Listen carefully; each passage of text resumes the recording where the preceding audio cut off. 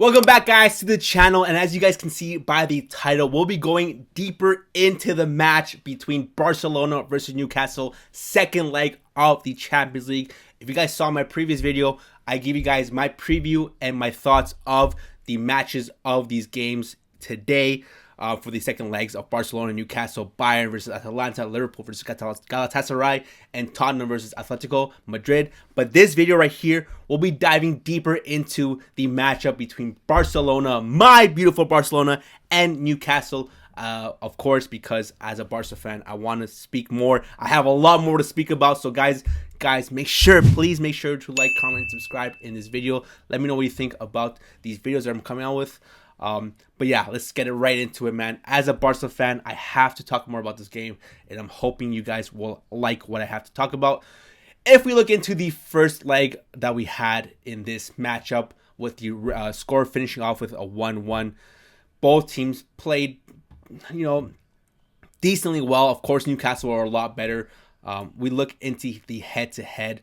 The first time we faced Newcastle this season was actually on September 18th, where we did beat them away at their own home 2-1 in a decisive win, to be honest. It was a very, very much decisive win. As we look here at the stats on FootMob, that game finished off with 64% possession for Barca, 36 for Newcastle, 19 total shots for Barca, 10 for Newcastle, but they actually had 3 big chances. We only had 1. But that game again, if you look back at that game, it was Barcelona taking advantage, man. It was Barcelona day and night. Rashford starting that game, I believe. Let's look at the lineup. Rashford did start that game here, and he actually got 2 big goals. I believe his second goal, or was it his first goal, was an absolute banger outside the 18, where he finished it top left corner. We know how Rashford shoots, man. When Rashford shoots, his shots are absolute rockets. Absolute rockets. So to see him start that game, it was a fresh of breath air. Obviously, I believe Lamine Yamal was injured around this time. Yes, he was. I think maybe he was still going through that pubalgia or something like that. But he was actually injured. So that's why Rashford was starting this game. Rafinha found himself on the right actually in this game. But yeah, let's look at the lineups here. Garcia finished off that first matchup that we faced them off with an 8.1. We had Koundé, Araujo, Kubarsi, and Gerard Martin as our defense. Koundé obviously now going into this second leg of the quarter of around the 16. He's not fit enough. He's injured. So I'm hoping we see Eric Garcia at the right back. I don't want to see Araujo. Araujo, the first leg was just not it. But then we have here De Jong and Pedri at the center mid pivot positions, with Fermin Lopez at the 10. And like I said, we had Rafinha at the right wing. We had Rashford at the left wing. And we actually had Lewandowski starting this game at the striker with a 7.0 rating. The whole team played very, very well. The lowest score was a 6.5 on FootMob rating from Fermin Lopez. But besides that, everyone was at a 7.8, 7.6, 8, 8.3, 8. And then, like I said before, Rashford with a 9.1. But again, going into this game here, we have Gordon scoring as well in the 90th plus minutes to get a goal. Just what's the word? What's the way he's saying it? I forgot the way he's saying it, but he basically got a goal, but didn't really matter because Barcelona finished the game off 2-1. All the players were saying it. Tonali, Gordon were saying they've never faced a competition like Barcelona before, because we all know Premier League is pace and power, and that's just what it is. That's just how it is. You can't change it. That's just how the Premier League is focused on. And obviously La Liga, especially Barcelona, very much passing first, tiki-taka type style, finding your space, going out and attacking that way. So it was very, very much a different type of game and something that they didn't expect. But I expected that same thing, or kind of a similar result, in the first leg of the quarter of the round of 16 matchup, but it was nothing like that. As we go to that game as well, we look at the head-to-head of the first leg. The final, like I said, 1-1 Newcastle against Barcelona. Harvey Barnes scoring in the 86th minute, the last minutes of the game. But if you watch that game, they were all over us as well. They were all over us. The whole team was absolutely amazing. They played completely different from the first time we faced them. The first time, they were very much reserved, waiting for us to attack, and then they were going to counterattack. But this game, they brought it to us. Man like Lewis Hall was the man of the match in the first leg of the round of 16. 7.9 rating. He absolutely pocketed Lamine Yamal. It hurts me to say that, but he did. He had an amazing game that game. Lamine Yamal obviously got that penalty in the last minutes as well, which kind of helped his match rating with a 7.6. But Lamine Yamal wasn't the player that we expect and usually see day in and day out. And that was kudos to Lewis Hall, like I said. He really did his work with Lamine Yamal, stopped him in many chances. Let's actually see what his rating was here. Yeah, chances created from Lewis Hall 5, passes to the final third 6, interceptions 1, recovery 7, defensive contributions 1. But yeah, he had big moments as well. And the whole team of Newcastle in general played really well. The ratings don't show that on Football, but if you watch the game, they just brought it to us. They brought it to Barcelona, and I think that we just didn't have that in our mind. We thought that maybe they're going to be more reserved, like I said, from the first game that we faced them, but they're completely different. It's funny because they didn't actually have Guimaraes this game. He's still injured. What's his name again? Anthony Gordon also didn't start this game because he was kind of sick, I believe. So we had Harvey Barnes and Elanga on the wings. And then Volter Matter as well. Not in the best form recently. He started off strong, but he didn't get to start in this game as well. But yeah, Newcastle played very well. We got lucky with that penalty at the end of the game in the first leg, courtesy of Olmo, who got the penalty. A lot of people were saying, oh, well, you know what, Barcelona got blessed again. Another goal penalty given to them. But if you look at it, it was a penalty, clear and obvious in any single game. Even if it was Madrid getting that penalty, I would have said that's completely obvious. That was a penalty.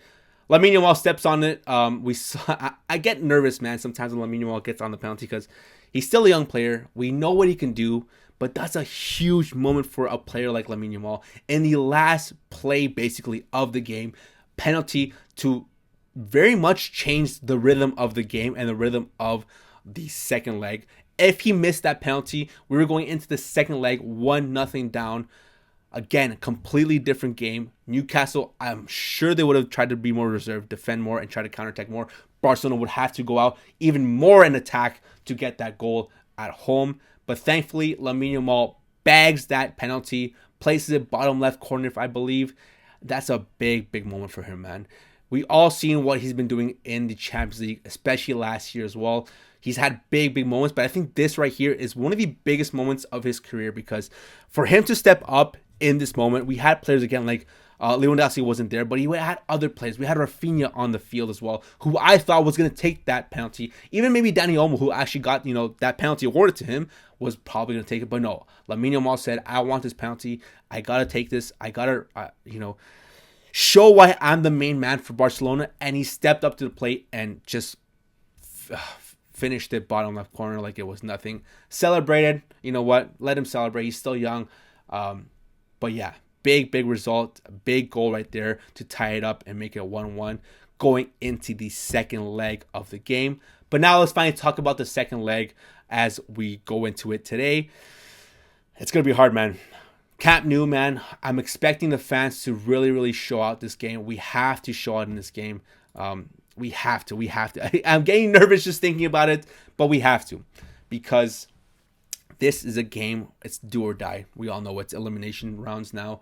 We saw what happened in the last Champions League where we unfortunately lost in the semifinals to Inter Milan with that goal in the last minute. Again, Araujo kind of messed up, fumbled it for us over there, but we played exceptionally well throughout the whole Champions League run that last year. And I truly think that with that experience behind our belt, this season is a big season for Barcelona where we can actually go all the way, especially with the way the bracket is set up. A lot of people are saying it, and it is kind of true. The right-hand side of the bracket is a lot easier than the left. I mean, now looking at it, it really wasn't much because we saw teams like City getting absolutely pummeled, Chelsea getting absolutely pummeled as well, and also Bayern absolutely pummeling Atalanta. But yeah, the right-hand side of the bracket does seem a lot easier, so this is a great chance for us to kind of make it again, towards the finals. Really push it. I think our biggest competition will either be Arsenal, of course, because they're absolutely killing it right now.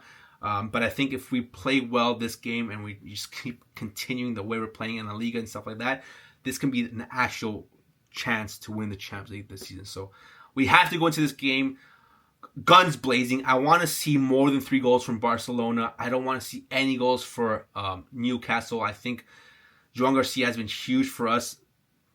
Oh, Jesus Christ. Give me 1 second. Whatever, I'll just fix it afterwards. Oh, man. I'll just fix it afterwards in post. But yeah, like I said, Joan Garcia has been huge for us in the last couple of games. He's been having an amazing year so far for Barcelona. If we look at the preview of this game and what my prediction is for our lineup and what I think it should be, I have Eric Garcia playing right back with Cubarsí and Gerard Martin as our center backs. Cancelo again, an amazing season so far, coming from Al Hilal, his second stint at Barcelona. I didn't know what to expect from him, but he's been having a great season. His last game in La Liga, scoring an absolute wonder goal. He's been in form, man. I think Flick's been loving what he's been seeing from Cancelo.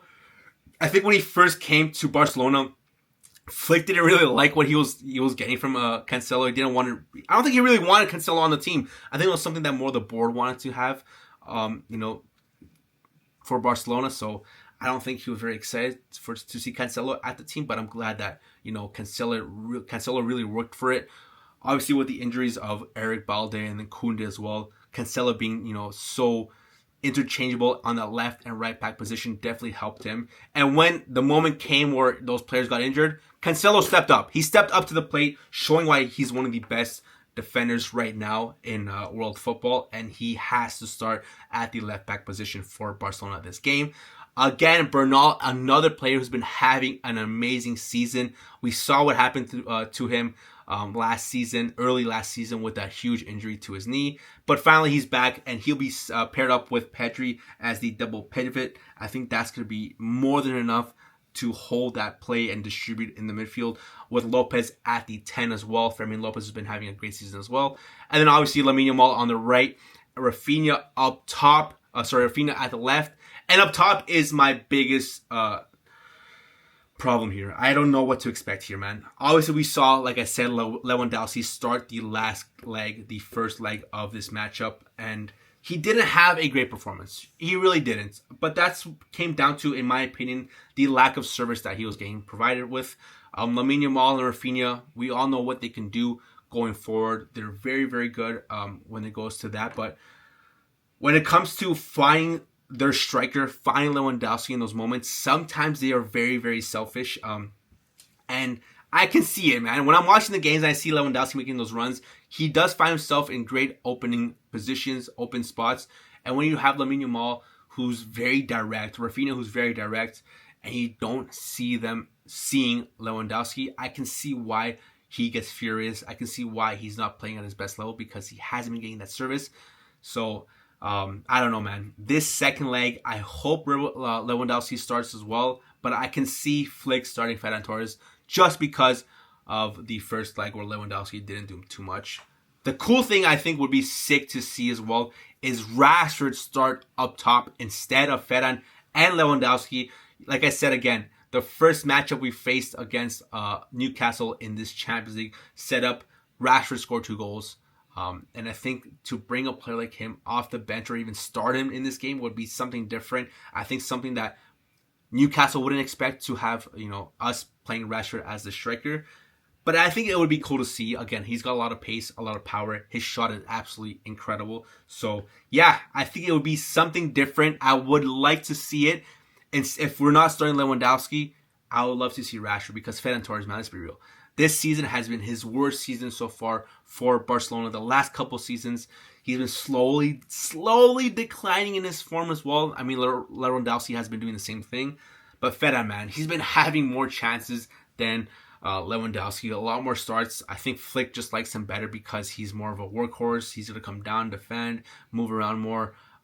Lewandowski's more of a poacher. He's going to stay up there, find his positions. So that's why I think Ferran gets more playing time. But then, again, when Ferran gets that playing time, he just isn't accurate, man. There's so many chances where he either gets in the way or he's not in the proper position. Or when he gets that ball, he just absolutely flumps it. I don't know what the word is. He just absolutely hits it horribly. So, yeah, That's why I just rather have someone like Lewandowski or Rashford playing at the striker position. But we'll see what happens with that. That is my prediction and what I want to see for our starting lineup in this game. To be honest, I can care less what happens with this starting lineup for Newcastle. But on FootMob, it has a predicted lineup of Ramsdale at the goalkeeper position, a back four of Lewis Hall, Burn, Thiaw, and Trippier again. I think that's the exact same lineup that they had in the back in the first leg. Joelinton and Tonali as a two pivot, and they have Harvey Barnes and Murphy as the wingers.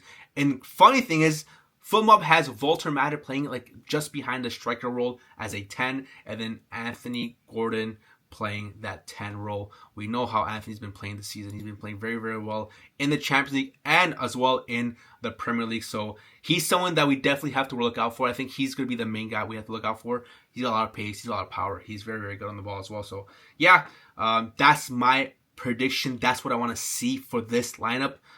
But again, I have Barcelona winning this game 3-0 against Newcastle. I'm hoping the fans can back up Barcelona and the players. We're playing at the Camp Nou. We know how historic this stadium is. We know how we have so many fans at this stadium as well. So I'm just expecting the best from this team. I hope the best. I think we can do it. We have that experience now under our belt with last season going all the way to the semifinals. I think Hansi Flick really wants to do it this year. The players want to play for him. The Flick wants to do his best for the players. There's such a great chemistry right now with the players as well. Everything is just interchanged. Everything, the cohesiveness of this team is so, so good. I haven't seen this in a while now, so I think Barcelona, this is the best chance to go all the way to the finals, and that is why I have Barcelona winning this game 3-0 comfortably against Newcastle. But guys, let me know what your thoughts are of this game. Barcelona versus Newcastle. Do you guys agree with me? Do you guys think it's also going to be a 3-0? If not, let me know what your predictions are for this game in the comments down below. But besides that, guys, make sure to like, comment, and subscribe. And make sure to come back here on the channel for my full recap of this game, where hopefully Barcelona come up top and we move on to the quarterfinals of the Champions League. But until then, guys, I'll catch you guys in the next one. Ciao, ciao. Vamos.